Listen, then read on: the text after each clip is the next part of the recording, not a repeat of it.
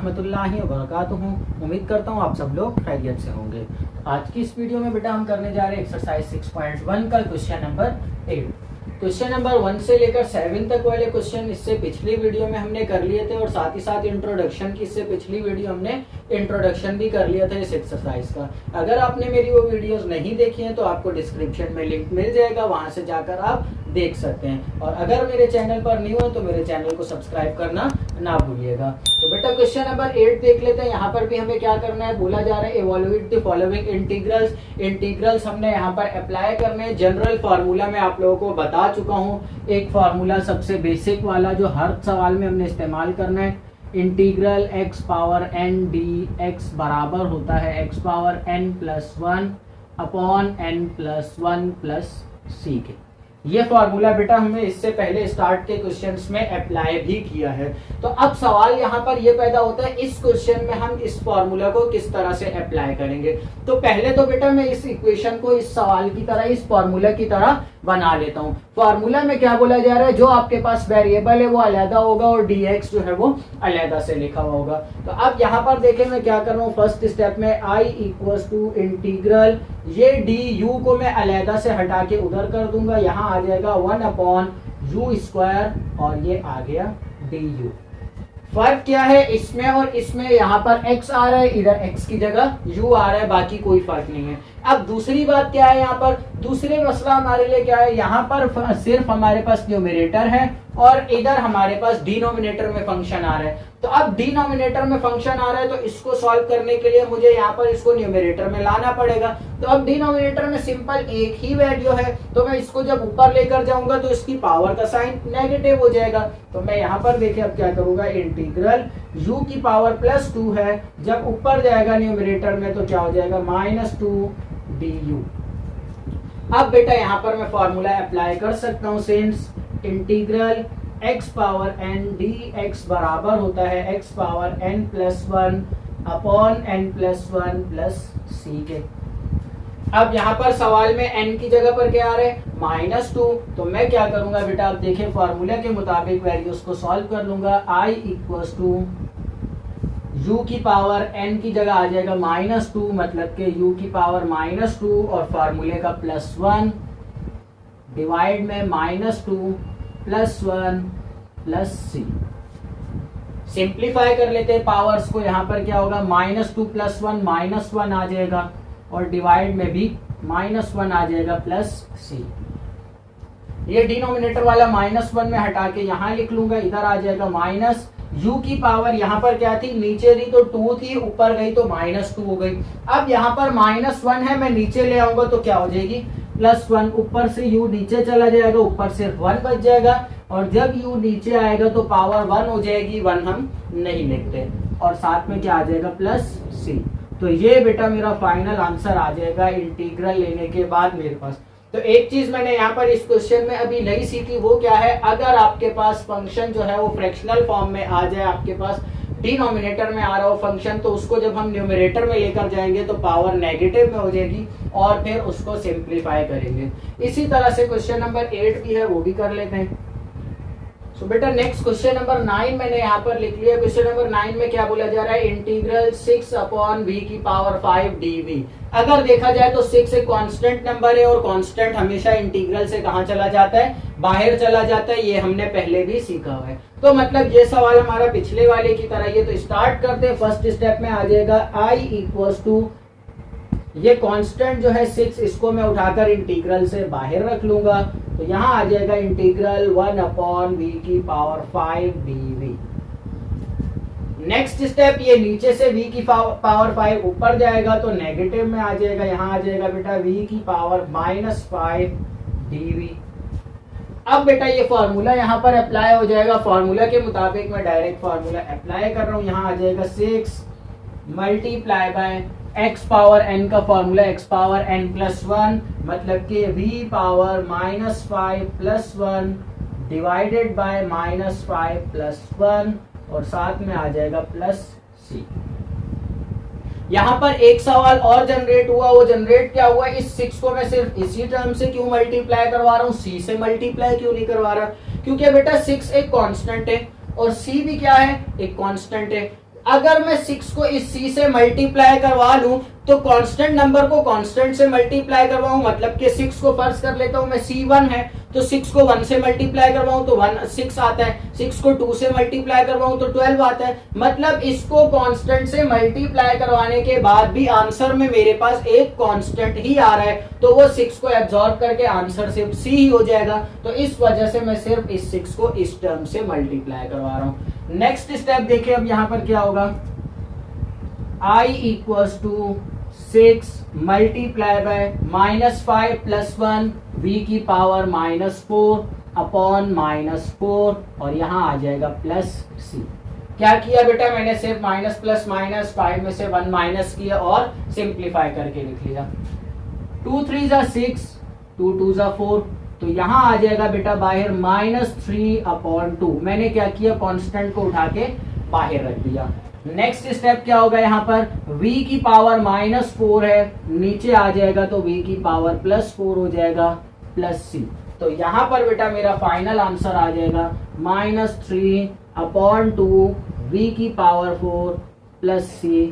ये मेरा final integral का आंसर आ गया क्वेश्चन नंबर 9 का भी। देखिए हमने बड़ी आसानी से क्वेश्चन नंबर 9 को भी सॉल्व कर लिया। नेक्स्ट क्वेश्चन कर लेते हैं बेटा। क्वेश्चन नंबर 10 बेटा मैंने यहाँ पर लिख लिया। क्वेश्चन नंबर 10 अगर हम देखते हैं तो ये क्वेश्चन हमें same as it is question number 5 और 6 की तरह नजर आ रहा है। सिर्फ फर्क क्या है, 5 और 6 में रूट वाली टर्म ऊपर न्यूमरेटर में गिवन थी, यहाँ पर टर्म जो है डिनोमिनेटर में गिवन है। तो अब इसको सॉल्व किस तरह से करेंगे बेटा, जैसे हमने क्वेश्चन नंबर 5 में सॉल्व किया था, लीनियर इक्वेशन का फॉर्मूला यूज किया था, वही फॉर्मूला यहाँ पर यूज करना है। एक टर्म इसके साथ यहाँ पर और लिखी हुई है ब्रैकेट में, जो कि हमें सवाल में हिंट के तौर पे दी जाती है। अक्सर बेटा ये हिंट जो है वो छोड़ दी जाती है, जो ये किसी काम की नहीं है। बेटा ये हिंट जो होती है सवाल में, ये बहुत काम की चीज होती है। इसको पढ़ना और इसको समझना जरूर सीखना चाहिए आप लोगों को। अब ये हिंट में बोला क्या जा रहा है, a is not equal to 0, मतलब a की वैल्यू इस इक्वेशन में कभी भी 0 के इक्वल नहीं होगी। अगर मैं इस टर्म को जैसे यहां से हटा देता हूं, इस टर्म को मैंने यहां से हटा दिया, ये हिंट हटाने से सवाल पे फर्क क्या पड़ेगा अब मैं वो बताना चाह रहा हूं। ये a एक कोई भी कांस्टेंट है, जनरल फॉर्म हमें गिवन है। मैंने बताया था बेटा लीनियर इक्वेशन होती है ax प्लस b की फॉर्म में, जिसमें मैं a और b की जगह कोई भी इंटीजर पुट कर सकता हूं। यहाँ पर ये मेरे पास लीनियर इक्वेशन है। अब मैं अगर यहां से बोल देता हूं, ये हिंट मैंने हटा दी, a is not equal to 0, मतलब a की वैल्यू 0 भी हो सकती है। तो मैं a की जगह जब मैं 0 पुट करता हूं यहाँ पर, तो मेरा आंसर क्या हो जाएगा, यहाँ पर ये टर्म पूरी 0 हो जाएगी, सिर्फ b बच जाएगा कांस्टेंट नंबर। तो मतलब मेरी जो लीनियर इक्वेशन थी वो सिर्फ और सिर्फ एक कांस्टेंट नंबर में चेंज हो गई। तो उसके बाद हमारे पास एक कांस्टेंट नंबर पे इंटीग्रल का फॉर्मूला लगाना अलग है और लीनियर इक्वेशन पे फॉर्मूला अप्लाई करना अलग है। तो बेटा क्वेश्चन के साथ जो हिंट गिवन है, उस हिंट को जरूर आप लोगों ने पढ़ना है और समझना है। तो ये फर्क है बेटा, मैं a is not equal to 0 हटा देता हूं तो मेरे पास आंसर में सिर्फ b एक कांस्टेंट नंबर बच जाएगा। और कांस्टेंट नंबर को सॉल्व करने का तरीका मैं पहले बता चुका हूं, हमारा अलग है और लीनियर इक्वेशन पे इंटीग्रल अप्लाई करने का तरीका अलग है। तो सवाल को सॉल्व करते हैं बेटा, स्टार्ट करते हैं। इस सवाल में मुझे बोला गया है a is not equal to 0, मतलब कि ये जरूरी एक इक्वेशन ही होगी, ये कभी भी कांस्टेंट नहीं बन सकता, क्योंकि इक्वेशन में वेरिएबल का कोएफिशिएंट कभी भी 0 नहीं होगा। तो हमारे पास ये एक इक्वेशन ही बनेगी। स्टार्ट करते हैं बेटा। फर्स्ट स्टेप हमारे पास आता है i इक्वल्स टू इंटीग्रल इस dy को मैं अलहदा करके लिख लूंगा। यहाँ आ जाएगा 1 upon under root ay plus b dy। अब यहाँ पर हम हिंट नहीं लिखेंगे क्योंकि हमने सवाल में देख लिया, हमें बोला गया तो हम सवाल को देख के हमने समझ लिया। अब बार बार मुझे वो हिंट लिखने की यहाँ पर जरूरत नहीं है। अब नेक्स्ट स्टेप क्या होगा बेटा, यहाँ पर अब हमने क्या करना है, डिनोमिनेटर में फंक्शन आ रहा है। तो पिछले सवाल में अभी हमने देखा डिनोमिनेटर वाले फंक्शन की जब ऊपर जाता है न्यूमरेटर में तो पावर नेगेटिव में हो जाती है, पर यहाँ तो इस फंक्शन के ऊपर अभी पावर ही नहीं लगी हुई। तो पहले हम क्या करेंगे, इस फंक्शन के ऊपर एक पावर बनाएंगे। पावर किस तरह से बनेगी, ये रूट है, रूट को हटाकर मैं क्या लगा दूंगा, पावर 1/2 लगा दूंगा। तो यहाँ आ जाएगा बेटा integral 1 upon a by plus b whole power 1/2 dy।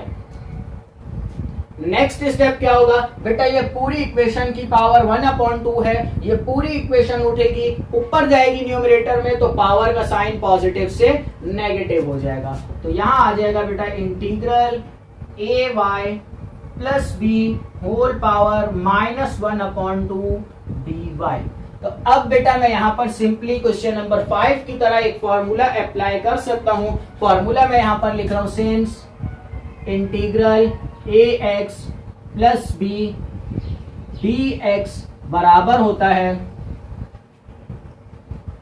ax plus B whole power n+1 upon a into n+1 plus C.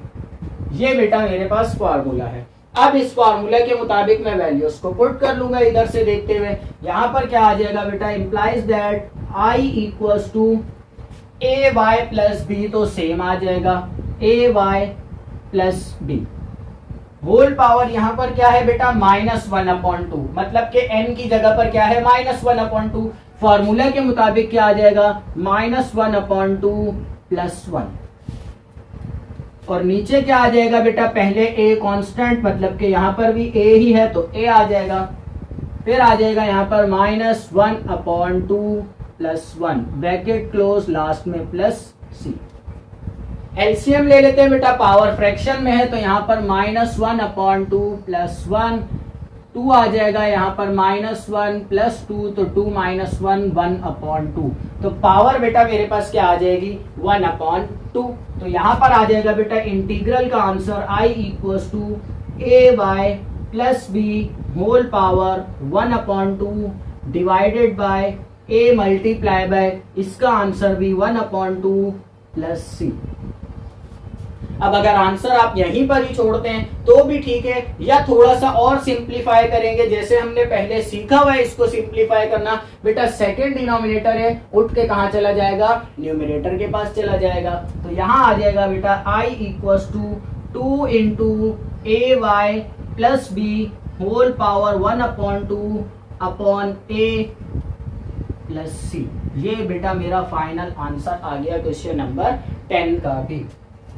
Next हमारा क्वेश्चन नंबर 11 और 12 जो है वो भी कर लेते हैं। 11 भी मैंने यहाँ पर लिख लिया है। क्वेश्चन नंबर 11 भी हम देखते हैं तो हम सिंपल आसानी से इसको सॉल्व कर सकते हैं। किस तरह से बेटा, ये x है, ये वेरिएबल है, फिलहाल इसको अभी रुक देते हैं। यहाँ पर ये ब्रैकेट है, ब्रैकेट के ऊपर होल स्क्वायर आ रहा है, ब्रैकेट के अंदर दो टर्म्स हैं, तो मतलब मैं ब्रैकेट के अंदर एक फॉर्मूला अप्लाई कर सकता हूँ a प्लस बी का होल स्क्वायर। तो यहाँ पर फॉर्मूला अप्लाई कर लेते हैं ब्रैकेट पे। i equals to integral x multiply by a plus b के होल स्क्वायर का फॉर्मूला होता है a square plus b square plus 2ab। मैं डायरेक्ट फॉर्मूला अप्लाई कर रहा हूं यहाँ पर। तो a स्क्वायर मतलब के x क्यूब का स्क्वायर प्लस b स्क्वायर मतलब के 1 का square plus 2 into a into b bracket close, साथ में आ जाएगा dx। नेक्स्ट स्टेप बेटा क्या होगा, यहाँ पर आ जाएगा इंटीग्रल x मल्टीप्लाई बाय 3 2 6 हो जाएगा। ये बेटा हमने मैट्रिक क्लास में पढ़ा है, अगर एक ही बेस के ऊपर दो एक्सपोनेंट्स आ जाएं तो वो दोनों आपस में मल्टीप्लाई होती हैं। प्लस 1 प्लस ये ब्रैकेट मल्टीप्लाई होंगी तो आ जाएगा 2x क्यूब dx। अब इस x को भी बेटा इन सब से मल्टीप्लाई करवा लेते हैं। तो यहाँ आ जाएगा इंटीग्रल, ये x जब x से मल्टीप्लाई होगा तो बेसिस सेम, पावर्स ऐड हो जाएंगी, मतलब कि x पावर 7 प्लस x 1 से मल्टीप्लाई होगा तो x प्लस 2 इंटू x जब x क्यूब से मल्टीप्लाई होगा तो x पावर 4 dx आ जाएगा। नेक्स्ट स्टेप बेटा क्या होगा, ये इंटीग्रल और dx इन सब के ऊपर अलग अलग अप्लाई हो जाएगा। तो यहाँ आ जाएगा बेटा integral x power 7 dx plus integral x dx plus 2 integral x power 4 dx। क्या किया मैंने बेटा, सारों के ऊपर अलग अलग इंटीग्रल को अप्लाई कर दिया, और यहाँ पर इसके साथ एक कांस्टेंट भी था तो मैं कांस्टेंट को उठाकर बाहर भी ले आया। नेक्स्ट स्टेप क्या होगा, फॉर्मूला अप्लाई होगा। फॉर्मूला वो मैंने सामने लिखा हुआ है। तो I इक्वल्स टू, जब इस पर अप्लाई होगा तो यहां आ जाएगा बेटा x power 7 plus 1 upon 7 plus 1, फिर आ जाएगा प्लस सेकेंड वाली पर x power 1 plus 1 upon 1 plus 1, plus फिर आ जाएगा ये 2 कांस्टेंट सेम आ जाएगा x power 4 plus 1 upon 4 plus 1 और लास्ट में प्लस c आ जाएगा। नेक्स्ट स्टेप बेटा यहां पर आएगा I इक्वल्स टू 7 प्लस 1 8 हो जाएगा x power 8 upon 8 plus x power 1 plus 1 2 upon 2 plus 4 plus 1 5 तो x की पावर 5 अपॉन 5 प्लस c। यहां पर भी आंसर छोड़ते हैं तो ठीक है, वरना नेक्स्ट स्टेप आपको क्या बन जाएगा, यहां पर कांस्टेंट्स को अलहदा कर लेंगे और वेरिएबल्स को अलहदा, मतलब कि 1 upon 2 x square plus 2 upon 5 x power 5 plus c। ये मेरा फाइनल आंसर आ गया बेटा क्वेश्चन नंबर 11 का भी। नेक्स्ट क्वेश्चन नंबर बेटा 12 है। क्वेश्चन नंबर 12 में भी सिंपल आपको 3 फैक्टर्स गिवन है इस फॉर्म में। एक है x माइनस 1, दूसरा है बेटा x माइनस 2, फिर तीसरा है x माइनस 3। सिंपल आप लोगों ने क्या करना है बेटा, तीनों फैक्टर्स को आपस में मल्टीप्लाई करवाना है, जिस तरह से आप लोगों ने मैट्रिक और फर्स्ट ईयर में सीखा हुआ है। इन दोनों ब्रैकेट्स को मल्टीप्लाई करवाएंगे, जो आंसर आएगा उसको तीसरी ब्रैकेट से मल्टीप्लाई करवा लेंगे। सिंप्लीफाई करने के बाद बेटा लास्ट में आपके पास इसी तरह की एक इक्वेशन बन जाएगी। इक्वेशन पर अलग अलग इंटीग्रल तोड़ेंगे और फॉर्मूला अप्लाई करके सिंप्लीफाई कर लेंगे। तो बेटा क्वेश्चन नंबर 12 आप लोग खुद करेंगे। इन केस अगर ये क्वेश्चन सॉल्व नहीं होता आप लोगों से, या मसला आ रहा है आंसर गलत आ रहा है, तो इस सूरत में आप मुझे कमेंट सेक्शन में कमेंट कीजिएगा। मैं आप लोगों के लिए या तो नेक्स्ट वीडियो बना दूंगा या तो आपको कमेंट सेक्शन में ही नोट्स शेयर कर दूंगा। उम्मीद करता हूं आज जो समझाया वो समझ आ गया होगा। अल्लाह हाफिज।